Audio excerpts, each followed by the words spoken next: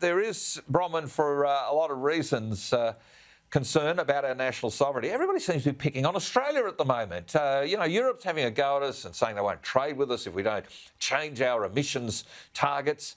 The United States is doing that as well, I suppose. China, well, it's well established. The UK, Boris Johnson, everybody's sort of having a go at us. Australian sovereignty needs to be stood up for. I'm glad the Prime Minister has sort of talked down some of the things that he was trying to get talked into by that naffy John Kerry, who the other week said he wants to get rid of all carbon dioxide in the atmosphere, which means I think that's the end of plants, I think. Anything green is now dead under John Kerry's plan, Bronwyn. And humans, because we breathe it out. I know, that's it.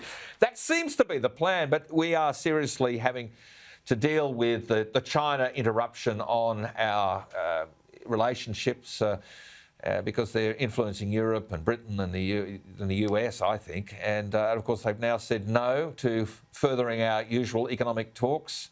Are we really worried about that? Well, look, Gary, there's only one really serious issue that exists in our current environment, and that's China. China is on the march.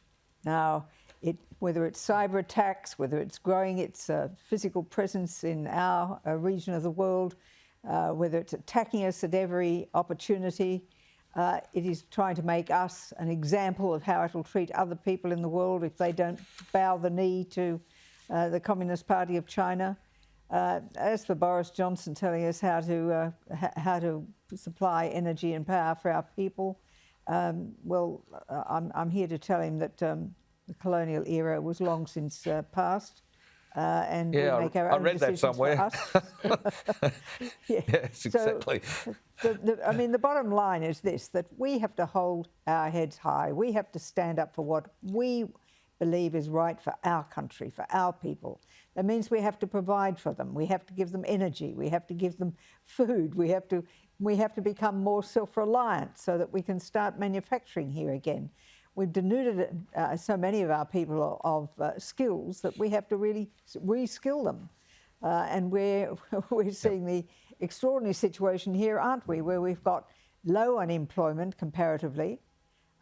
We've got no immigration virtually going on, and yet we've got jobs that can't be filled and masses of people on the unemployment, on the dole. Yeah. So that tells you that we've been doing things wrong for a considerable length of time, and we really have to pull our socks up and we have to get right back on track.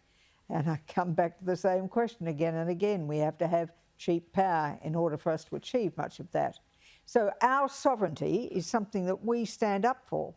And I was, like you, Gary, very pleased to hear ScoMo pull back from making a commitment to zero emissions by 2050, because as I pointed out before, people say, oh, it's just a statement.